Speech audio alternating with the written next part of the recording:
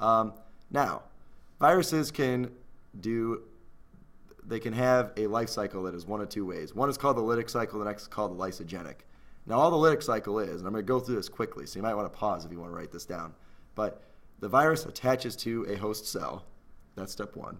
And then step two is it's going to inject. Are you a cell right now? I'm pausing. Oh. The virus injects DNA or RNA, whatever it is, into the host cell. And then the virus uses the parts of the cell to actually make new viral parts. Okay. Then new viruses are assembled in the cell to the point where then the cell bursts. And it releases other viruses out so they can go attach to other things. And the cycle starts over. Yeah, so I'm looking at that in the pictures right now. I see they match up. Mm-hmm. Attachment, entry of phage DNA, and degradation of host DNA. Mm-hmm. Okay, and then something it does usually on break down the inside. DNA of the cell that it's in. Okay, so yeah, I see it broken down in there. And then 3 was they're making the viral parts. Synthesis. Okay. Assembly, so the pieces are made and then pieces come together. Right. And that's a more detailed off to the left. Yep. What's happening.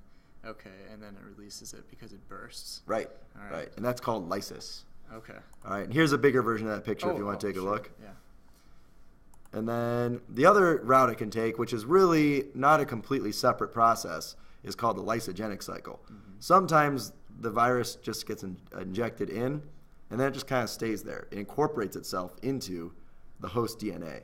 And that little section of DNA that incorporates itself is called the prophage. It's effectively insert its DNA into the DNA of that cell. Okay? And that virus can lie dormant for many generations.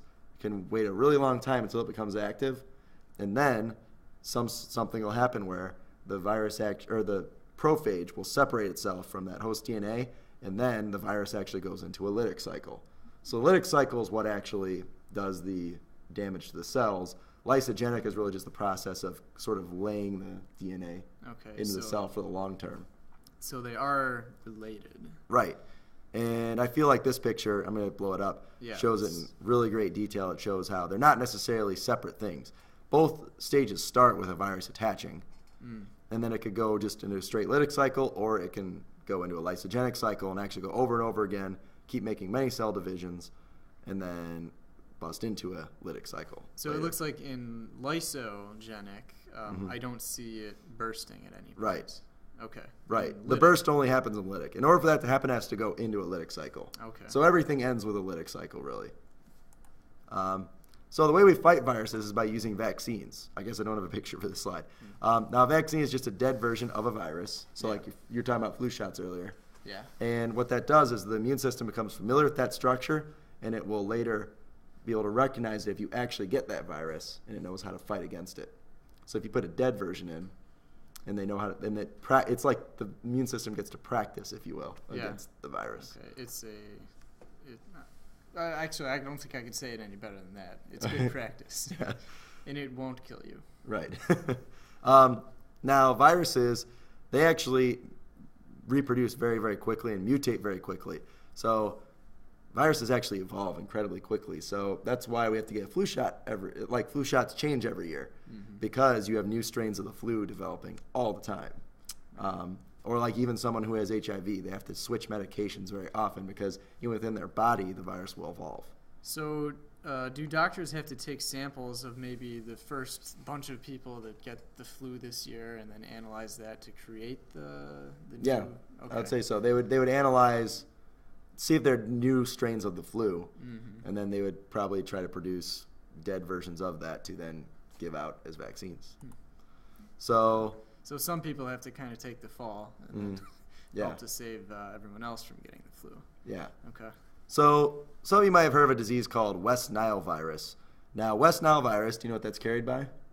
Well, mosquitoes could be one thing. Right. Now, mosquitoes are an example of what's called a vector.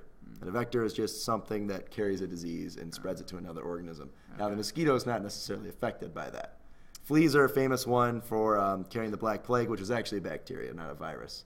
And then Flea the bassist might be carrying some diseases. From the Red Hot Chili Peppers. Yeah. Also, I believe in Tom York's new band, Atoms for Peace. That's right. I haven't listened to that yet. That's good. But all right, so here's some really quick, some other types of non-living diseases that we're not going to go into super detail on. But viroids are like viruses minus the capsid, and it's just RNA.